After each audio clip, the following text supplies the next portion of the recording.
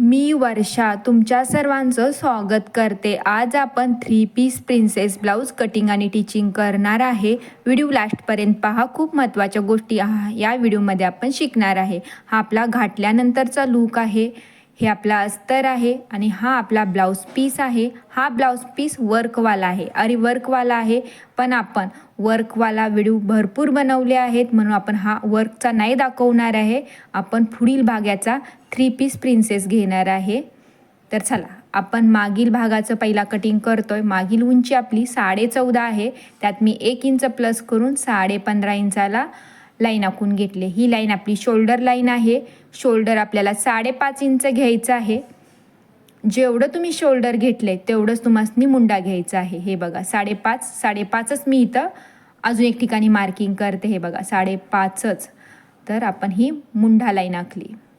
Shoulder Munda 5.5 inch आपण घेतला आहे. आता आपल्याला छाती लाईन आखायची आहे. त्यासाठी सुद्धा मी 5.5लाच मार्किंग केली आहे, कारण आपली लाईन तिरकी नको जायला. ही आपली छाती लाईन आहे. छाती आपली 36 आहे, तर तुम्हाला 36/4 करायचं आहे किंवा 36चा चौथा घ्यायचा आहे. 36चा चौथा 9 येतो. आपला पाठीमागचा गळा डीप आहे, तर आपण त्यातून अर्धा इंच वजा करणार आहे. तर आपण 8.5 इंच छाती घेणार आहे. 1.5 इंच पुढं शिलाई मार्जिनिंग ॲड करणार आहे. तुम्हाला सेम तुमचं माप इथे घ्यायचं आहे. तुमची छाती 40 असू शकते किंवा 32 असू शकते. कमर आपली 30 आहे, तर तुम्हाला 30चा चौथा 7.5 इंच. 1 इंच आपल्याला कमरेला ट्रक्स द्यायसाठी आणि 1.5 इंच पुढं शिलाई मार्जिनिंग. तर आपलं टोटल कमर 10 इंच आले. आपण सरळ लाईन आखून घेतली. मुंढा लाईनीचा मध्य काढायचा आहे आणि मुंड्याचा शेप द्यायचा आहे. आपली शोल्डर पट्टी 2.25 इंच आहे. त्यात 1.5 इंच प्लस करून 3 इंच शोल्डर पट्टी आणि 2.5 इंच गळा रुंदी आहे. मी खालील गळ्याची पट्टी 5.5 इंच घेतली. तुम्ही तुमच्या आवडीप्रमाणे घ्या. 2.5 वर आहे तर खाली पण 2.5 इंचच बॉक्स बनवला आणि आपण गळ्याचा शेप दिला आहे. तुम्ही बॉक्सच्या आतमध्ये सुद्धा गळ्याचा शेप देऊ शकता किंवा थोडासा बाहेर घेतला तर गळा खूप सुंदर बनतो. आपण हा गळा कट नाही करणार आहे, कारण ह्याला आरी वर्क आहे. मी तुम्हाला पहिलाच दाखवले आरी वर्कचा ब्लाऊज आहे. तर आपण मागील भागचा गळा फक्त मी आखून दाखवला, आपण कट नाही करणार आहे. ही आपली पुढील बाजू आहे. पुढील बाजू आपली ओपन येणार आहे, कारण पुढं हुक आहेत. तर मी दोन्ही कपडे व्यवस्थित पिना लावून घेतल्या आणि आता आपल्याला मागील भाग आहे असा छापून घ्यायचा आहे.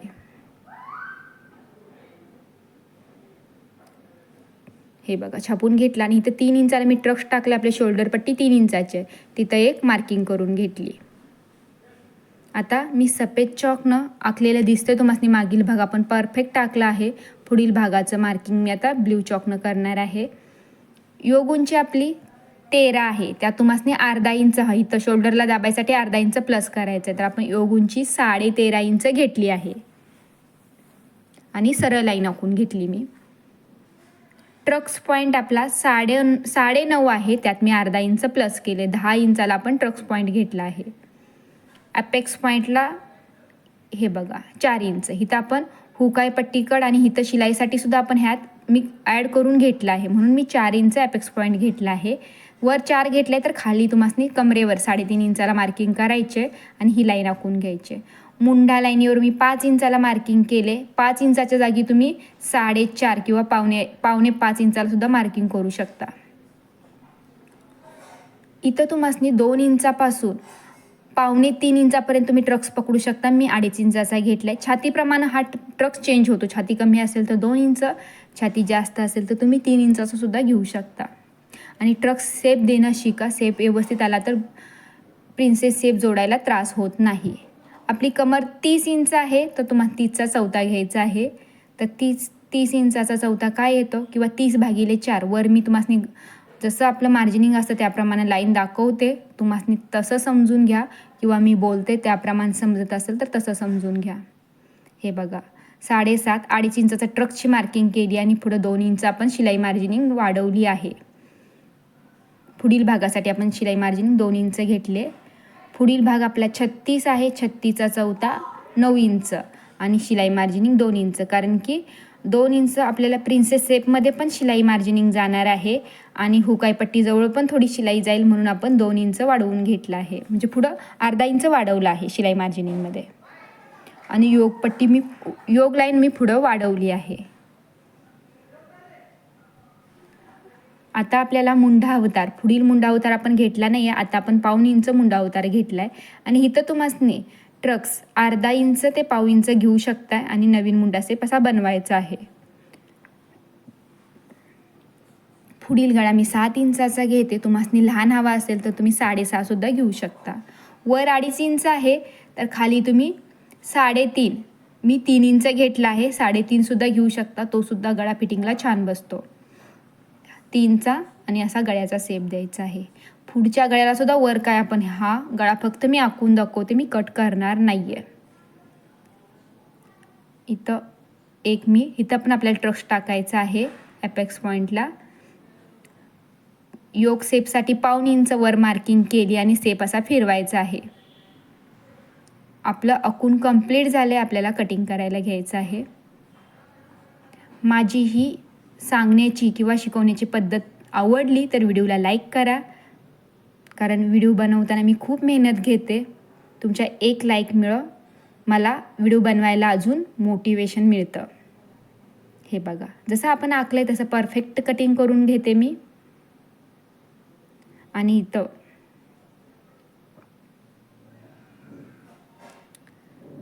आता आपल्याला योगपट्टी ह्याला वाढवायची आहे, योगपट्टी घ्यायची आहे. योगपट्टी कशी घ्यायची बघा, मागील भाग आपला असा फोल्ड करायचा आहे. 1.5 इंच शिलाई मार्जिनिंग सोडून बाकीची कमर आहे ती फोल्ड करून आपल्याला ट्रक्स टाकायचा आहे आणि आपण मागील भाग असा क्रॉस वर कमी करतो. ब्लाऊज शिवताना तुम्ही ते गोष्टी बघालच, मी दाखवेलच. तर ते कसं करायचं, तर अंदाजे मी अर्धा इंच क्रॉस वर घेतलाय आणि योगपट्टीसाठी आपल्याला इथं शिलाईसाठी सुद्धा अर्धा इंच वर जायचं आहे. तर 3 इंचाची आपल्याला शिलाई मार्जिनिंग ज्या साईड नाही त्या साईडनं आपल्याला 3 इंचाची योगपट्टी पाहिजे. मी योगपट्टी कशी वाढवते तुम्हाला आता समजून सांगितलं. समजलं तर ठीक आहे, नाहीतर मला कमेंट करा, मी तुम्हाला सांगेल व्यवस्थित समजून अजून एकदा. इथं तुम्हाला हे बघा, इथं 2 लाईनी माझ्याकडून चुकून झालेत. वरची लाईन आपली बरोबर आहे.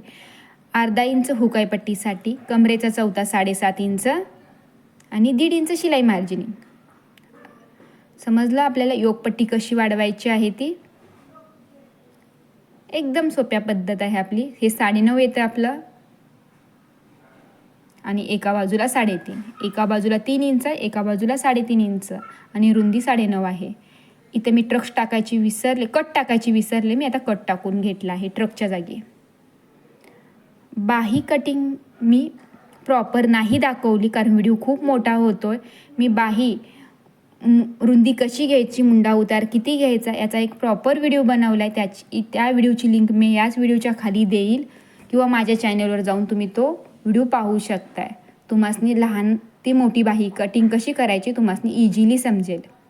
मी ब्लाऊजचा कपडा डबल फोल्ड करून ठेवला आहे, त्याच्यावर अस्तर परफेक्ट ठेवलं आणि जरा लांबूनच बाही कटिंग केली आहे. आता आपण डबल कपड्यावरच पुढील भागसुद्धा कट करणार आहे. आपण जरा लांबूनच सगळे पीस कटिंग करणार आहे आणि नंतर आपण परफेक्ट पिना लावून सगळे पीस वेगवेगळे सुद्धा एकदा कटिंग करून घेणार आहे.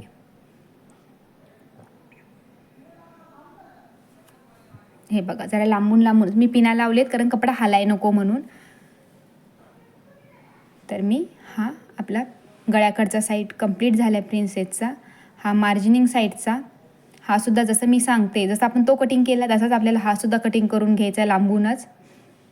आणि एकसाथ मी दोन्ही पीस कटिंग केले आहेत. योगपट्टीसुद्धा तुम्हाला सेम कटिंग करायचे. आणि मागील भाग आपला वर्कवाला आहे. वर्कवाला ब्लाऊज कसा शिवायचा मी 3 ते 4 व्हिडिओ अपलोड केले, तुम्ही माझ्या चॅनलला जाऊन ते पाहू शकताय. मी इथं नाही दाखवत कसं करायचं आहे ते, तुम्ही ते जाऊन बघा. आपलं कटिंग कंप्लीट झालं. हे बघा, मी असं परफेक्ट कटिंग केलं आहे. हलकासा सुद्धा कपडा, एक लाईनसुद्धा कपडा मी एक्स्ट्रा ब्लाऊजचा घेतला नाही. अस्तरप्रमाणे परफेक्ट कटिंग केलं आहे.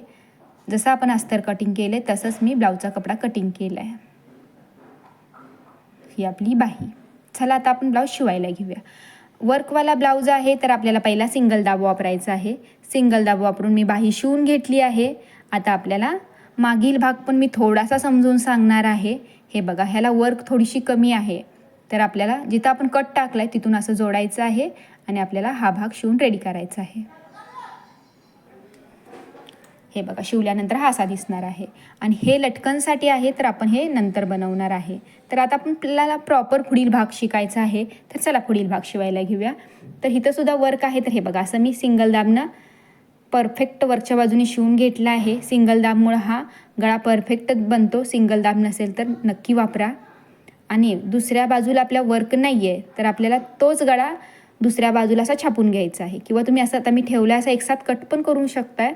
तर मी असा छापून घेतला आहे आणि डायरेक्टच शिलाई मारून घेतली. आणि आता तुम्हासनी शिलाई मार्जिन हवी तेवढी ठेवा आणि गळ्याच्या बाजूनी कट टाकून घ्यायचं तुम्हासनी. हे आपला सगळ्यात सोपी पद्धत आहे. या पद्धतीनं करून बघा, ब्लाऊज फिटिंगला खूप सुंदर बसतोय. आता पिना काढून अस्तरकडच्या साईडला तुम्हासनी दाब शिलाई देऊन घ्यायची आहे. दाब शिलाई दिल्यामुळं गळ्याला पटकन पलटी होतो. पलटी व्हायला त्रास होत नाही आपल्याला. ह्या बाजूला पण तुम्हासनी शिलाई मारायची आणि शिलाई मारल्यानंतर असा दिसतो. शिलाई मारल्यानंतर पिना काढून घ्यायचे आहेत. आता मी शोल्डर ओपन करून ठेवला आहे. अस्तर आणि ब्लाऊजचा कपडा असा ओपन करून ठेवला आहे आणि मागील शोल्डर आणून हे बघा असं एकावर एक ठेवलं आहे. आणि मग आपल्याला अस्तर असा आतमध्ये फोल्ड करायचा. म्हणजे अस्तर आणि पुढील भागाच्या मध्ये आपण मागील भाग ठेवला आहे आणि हे असं ओपन करायचं. हे बघा, मागून पुढून आपल्या शोल्डर फिनिशिंगसोबत जोडलं जातं. दुसरं पण तुम्हासनी सेम असंच बनवून घ्यायचं आहे. आणि नंतर इथं अस्तर आणि ब्लाऊजचा कपडा परफेक्ट शिलाई मारून आपल्याला हा भाग तयार करायचा आहे. आता आपल्याला हा प्रिन्सेस शेप, हे बघा, आता मी जोडताना माझ्याकडे लक्ष द्या, मी कसा कपडा फिरवते. हे बघा, आपल्याला बऱ्यापैकी कपडा पुरला आहे, खेचायला लागला नाही. तुम्हासनी जर कमी पडत असेल तर थोडा खेचू शकता आणि वाढत असेल तर मी प्रिन्सेस ब्लाऊजमध्ये दाखवला आहे कमी कसा करायचा, तर तुम्ही ते व्हिडिओ पाहू शकताय. आपण ॲपेक्स पॉईंटला एक कट टाकून घेतला होता, तिथं हा मी ट्रक्स आता देते. चुकून मी कटच्या जागी ट्रक्स बोलली होती, तर हा आपला आत्ता ट्रक्स देऊन झाला आहे. प्रिन्सेस शेप जोडल्यानंतर हा कपडा असा खाली लोंबतोच, तर आपल्याला हा कटिंग करून काढायचा आहे. आणि योक शेप पण मला थोडासा खाली वाटतो, प्रॉपर वाटत नाही, तर तो सुद्धा मी हलकासा 1/2 इंच छाटते. दुसरा पण सेम असाच बनवून घ्या. बनवून झाल्यानंतर तुम्हाला याच्यावर दाब शिलाई द्यायची आहे. दाब शिलाई दिल्यानंतर आपल्याला योकपट्टी अटॅच करायची आहे.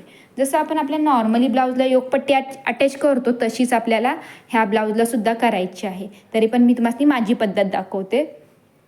मी अस्तरकट साईडला अस्तरची पट्टी, ब्लाऊज कटच्या साईडला ब्लाऊजची पट्टी आणि मध्ये आपला ब्लाऊजचा कपडा आहे. तर ह्या पद्धतीने मी योकपट्टी अटॅच करते.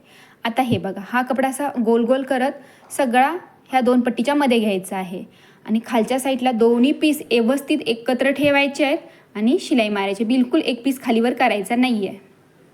आणि नंतर ही पट्टी अशी पलटी करायची. तर मागून पुढून फिनिशिंगसोबत आपली योकपट्टीसुद्धा तयार होते. माझी ही पद्धत तुम्हाला आवडली तर व्हिडिओला नक्की लाईक करा. आणि आपण त्याच्यानंतर एक फिनिशिंग शिलाई मारतो, त्याच्यामुळं ब्लाऊजचा लूक अजून वाढतो. आणि योक शेप जिथं आहे तिथंसुद्धा मी अशी फिनिशिंग शिलाई मारली किंवा दाब शिलाई म्हणा, त्यामुळं ब्लाऊज खूप सुंदर दिसतो. सेम असा दुसरा पण बनवून घ्या. आपले दोन्ही बनवून तयार आहेत. आता आपला पुढचा पण वरचा वर्कमुळे गळा तयार आहे. खाली आपण योकपट्टी अटॅच केले तर आपल्याला दोन्ही बाजूनं हुकाई पट्टी फोल्ड करावी लागणार आहे. तर दोन्ही बाजूने आपल्याला अर्धा इंच पट्टी सोडायची आहे. मी मध्ये एक छोटीशी चुनी दिली आहे. तुम्ही लक्ष देऊन व्हिडिओ बघितला तर तुम्ही सुद्धा खूप छान फिनिशिंगसोबत ब्लाऊज शिवाल. सेम अशा दोन्ही पट्ट्या तुम्हाला बनवून घ्यायच्या आहेत. हा बघा आपला मागील गळ्याचा लूक आहे आणि पुढून सुद्धा मी पट्ट्या बनवून घेतलेत. किती सुंदर दिसतो बघा आपला ब्लाऊज. माझी अशा पद्धत ब्लाऊज शिवायची शिकायची असेल तर माझ्या ह्या चॅनलला सबस्क्राईब करा. चला आता आपण बाही अटॅच करायला घ्यायची आहे. अशी बाही चेक करायची आहे, नंतरच ब्लाऊजला अटॅच करायची. आपली बाही अटॅच करून झाली आहे. आता आपल्याला पहिला ब्लाऊज सरळ पकडायचा आहे आणि इथं शिलाई मारायची, कारण माझ्याकडे ओव्हरलॉक नाही आहे तर मी ह्या पद्धतीनं करते. असे धागे सगळे कट करते आणि नंतर ब्लाऊज पलटी करते आणि इथं आपली फिटिंगची मेन शिलाई येणार आहे. इथून पुढे आपला ब्लाऊज फिटिंग होणार आहे. पण मी एक गोष्ट विसरली आहे, इथं पायपिंग आपल्याला लावायची होती हुकाई पट्टी लावायच्या आधी, पण मी विसरले तर मी आत्ता लावते. तुम्हासनी जर लावायची असेल तर हुक पट्टी लावायच्या आधी तुम्हासनी इथं पायपिंग लावायची होती, त्याच्यानंतरच हुकाई पट्टी अटॅच होणार होती. पायपिंग मी अशी घरी बनवले, याचासुद्धा मी व्हिडिओ बनवला आहे, त्याचीसुद्धा लिंक मी या व्हिडिओच्या खाली देईल. आपला पायपिंग लावून तयार आहे. तर आता आपण वरून लावतो तर तुम्ही फिनिशिंगकडे लक्ष द्या. धागा एकसुद्धा बाहेर डोकवणार नाहीची काळजी घ्या. आणि एका साईडने हे बघा, व्यवस्थित इतका व्यवस्थित लावा की वरून लावले हे समजणार नाही असं. हे बघा, हे बघा मी कसं दाबून टाकते सगळा कपडा आतमध्ये. जास्त आहे तर मी काय केला, कट करून काढला. हे बघा, फिनिशिंगसोबत आपली वरून लावले तरी पण पट्टी तयार झाली आहे.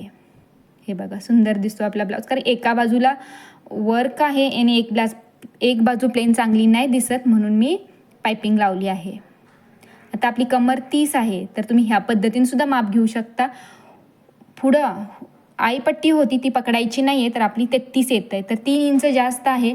3चा मध्य काढायचा 1.5 आणि 1.5चा मध्य काढायचा 1.5. तर कमरेला आपण 1.5 इंच फिटिंग करणार आहे. मी पाऊण नाही बोलत आहे. आणि कमरेचा चौथा भाग मुंडा असतो, तर मी मुंड्याला सुद्धा 7.5ला मार्किंग केले. दंड आपले 5.5 आहेत. तुम्हासने हवी तर इथं सरळ लाईन आखू शकता किंवा सरळ पण तुम्ही फिटिंग करायला घेऊ शकता. हे बघा, अशी लाईन आखायची आहे.